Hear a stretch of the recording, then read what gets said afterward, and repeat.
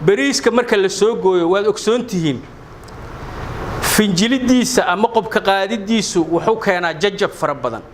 bariiska waa jijibiyaa boqolkiiba 10 boqolkiiba 20 boqolkiiba 30 ayuu jijibiyaa taasoo qiimihii bariiska hoos u dhigayso waad ogsoontihiin bariiska hab kale oo qobka looga qaada ayaa jirta oo ah bariiska in maxuu ahay wax karis camal lagu sameeyo leeyahay barboil oo bariiska India iyo laga keeno iyo Thailand iyo waa aragtay bariiska Soomaalidu baasaraca ay u taqaano oo runtii markii la kariyo oo la dubo sida looska qofka uga fiiqmo fudeedka looska la dubo qofka uga fiiqmo bariiska oo uga fiiqmaya taasoo keenaysa bariiska marka inuu san jijibin warshadaha yaryar oo bariiska kariya oo baasaraca ka dhiga qaal ma aha dhowr boqol oo kun 200 oo kun 300 oo kun hadba tankeedu intuu leeyahay ilaa 500 oo kun kama badna ganacsatada Hirshabelle waxaan ugu baaqaynaa inay maal gashtaan sektorka bariiska annaguna maamul ahaan waxaan qayb ka qaadanaynaa inaan maxuu ahay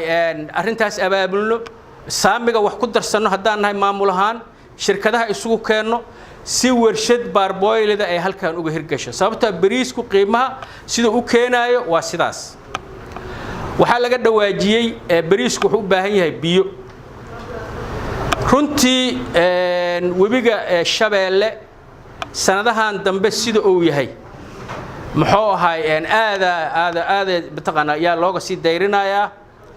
hadda jadwalka aqoon-yahanadu ay soo gudbiyeen bariis wax soo saara dayrta kama horeeyo sababta hadda guga tijaabadii kale haday ku celiyaan waa dayrta oo wixii bariis wax soo saaraho rasmiya la beero waana xilliga dayrta waqtiga bariisku ugu fiicnaa jira haddaad xasuusataan inkastoo shimbirtiisa iyo dhibaatooyinkiisuna ay badnaayeen